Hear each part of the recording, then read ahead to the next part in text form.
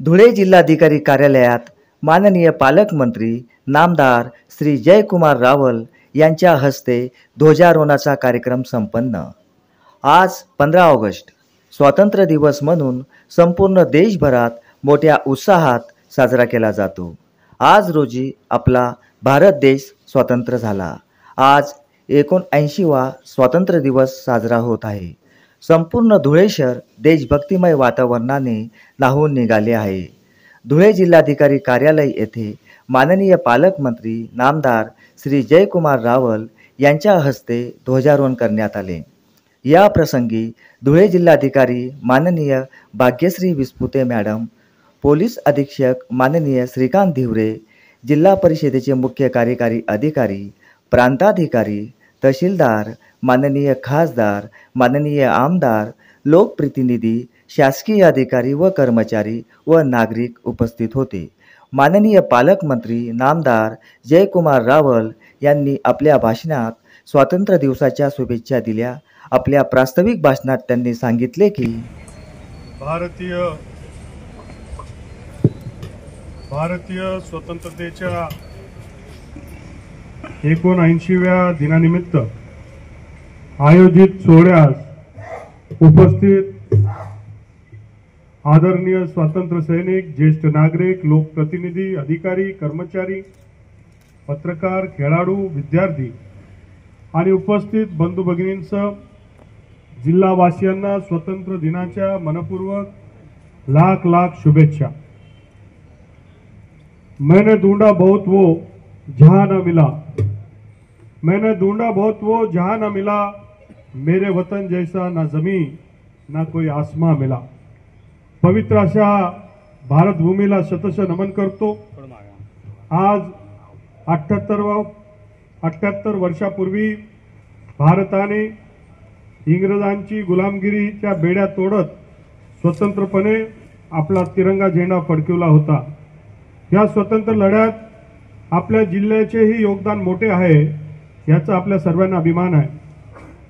राज्याचे मुख्यमंत्री श्री देवेंद्र फडणवीस, उपमुख्यमंत्री श्री एकनाथजी शिंदे, उपमुख्यमंत्री अजितदादा पवार यांच्या नेतृत्वाखाली आपला महाराष्ट्र शासनाची प्रगतीकडे वाटचाल सुरू आहे।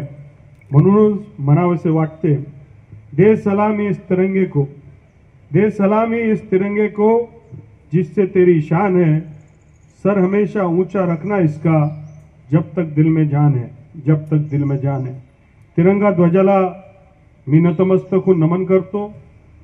आपल्या धुळे जिल्ह्यात आतापर्यंत काहीसा समाधानकारक पाऊस झाला असला तरी पिकांसाठी पुरेसा नसल्याने पाण्याची जपून वापर करावे असं आवाहन मी आपल्या सगळ्यांना करतो।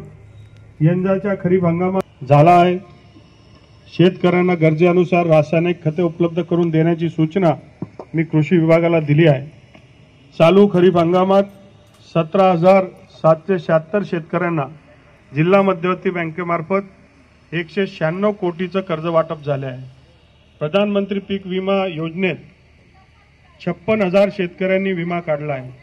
कर्जदार पंतप्रधान नरेंद्र मोदीजी यांच्या नेतृत्वाखाली 1,58,000 शेतकऱ्यांना पीएम किसान सन्मान निधी योजनेचा 20वा तर नमो किसान सन्मान योजनेचा 5वा हप्ता नुकताच देण्यात आला आहे।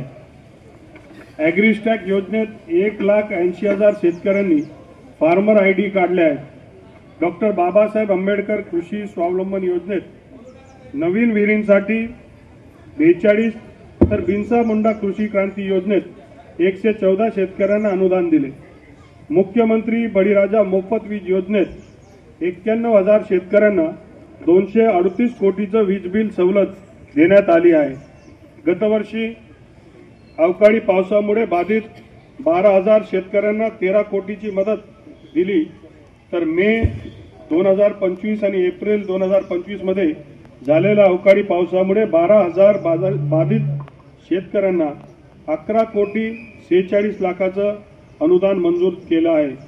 राज्य पुरस्कृत विशेष सहाय्य योजनेत 72,000 लाभार्थ्यांना 134 कोटी तर केंद्र पुरस्कृत योजनेत 47,000 लाभार्थ्यांना 15 कोटी अनुदान वितरित केले आहे।